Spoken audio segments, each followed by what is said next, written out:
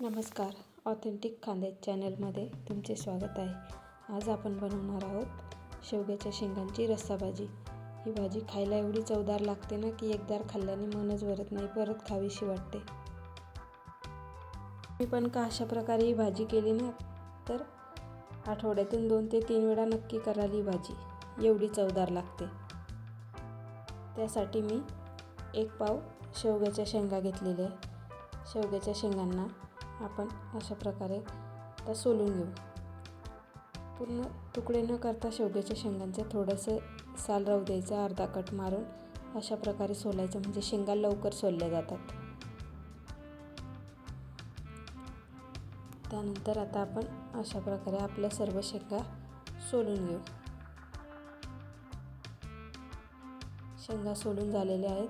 आता त्यांना एका पातेल्यामध्ये टाकू, थोडं धुवून घेऊ आणि परत पाणी टाकून त्यामध्ये थोडंसं मीठ टाकू आणि 3 ते 4 मिनिट उकळून घेऊ त्यांना. त्यानंतर 3 कांदे घेतलेले आहेत मध्यम आकाराचे, त्यांना अशा प्रकारे उभे कापून घ्यायचे. त्यानंतर गॅसवर तवा ठेवायचा आणि तव्यावर भाजून घ्यायचे कांदे. थोडंसं तेल टाकायचं म्हणजे लवकर भाजले जातात. अशा प्रकारे भाजून झाल्यानंतर त्यामध्ये खडे मसाले टाकायचे. खडे मसाले घेतले आणि धणे घेतले, लसूण अद्रक घेतलेले. व्यवस्थित भाजल्यानंतर काढून घ्यायचं थंड होण्यासाठी वाटण. आता वाटण थंड झालेलं आहे. आपण मिक्सरला फिरवून घेऊ. पाणी टाकून बारीक फिरवून घ्यायचं.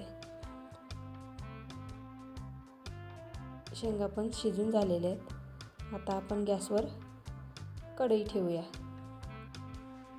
कढईमध्ये तेल टाकून घेऊ. तेल तापल्यानंतर मोहरी टाकायची, नंतर जिरे टाकायचे. जिरे तडतडले का मग तेजपान टाकून घ्यायचं. त्यानंतर वाटलेलं जे वाटण आहे ते त्यामध्ये टाकून घ्यायचं आणि व्यवस्थित मिक्स करायचं.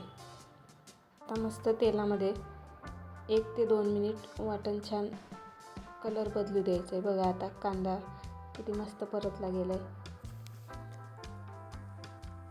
अशा प्रकारे मसाला झाला ना भाजीला खूप चव येते. त्यानंतर मग लाल तिखट टाकायचं. लाल तिखट टाकून झाल्यानंतर मग हळद टाकायची आणि चवीप्रमाणे मीठ टाकून घ्यायचं. आपण शेंगांमध्ये पण मीठ टाकलं आहे, त्या अंदाजाने मीठ टाकायचं भाजीमध्ये. आपण खडे मसाले घेतले होते त्यामुळे धने पण घेतले होते आणि धना पावडर टाकणार नाही आणि गरम मसाला पण टाकणार नाही. हवं तर तुम्ही टाकू शकता, तुम्हाला जर जास्त झणझणीत भाजी हवी असली तर.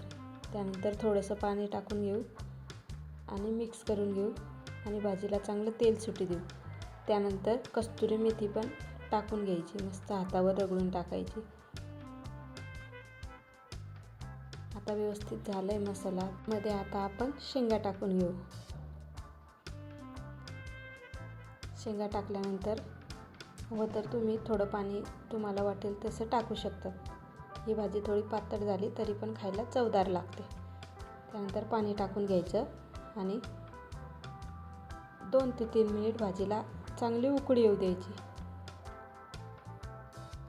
बघा आता भाजीला मस्त उकळी आलेली आहे. आता भाजीवर मस्त ताजं कोथिंबीर टाकायचा बारीक चिरून आणि गॅसची फ्लेम बंद करायची. आता आपली शेवग्याच्या शेंगांची रस्साभाजी तयार आहे. ही भाजी तुम्ही भाकरीसोबत, पोळीसोबत किंवा भातासोबत पण खाऊ शकतात. खूप चवदार लागते. तुम्हाला जर अशाच नवनवीन रेसिपी हव्या असतील ना तर ऑथेंटिक खानदेश चॅनलला सबस्क्राईब करा आणि व्हिडिओ आवडला असेल तर लाईक करा, शेअर करा, कमेंट करायला विसरू नका. आणि तुम्ही पण अशा प्रकारे ही भाजी करून बघा. बघा आता किती मस्त दिसते. भाजीचा कलर एवढा छान आलाय ना, खूपच भारी. ही भाजी तर आम्ही भाकरीसोबत खातो. भाकरीसोबत खायला खूप चवदार लागते. अशा प्रकारे तुम्ही पण करून बघा. थँक्यू.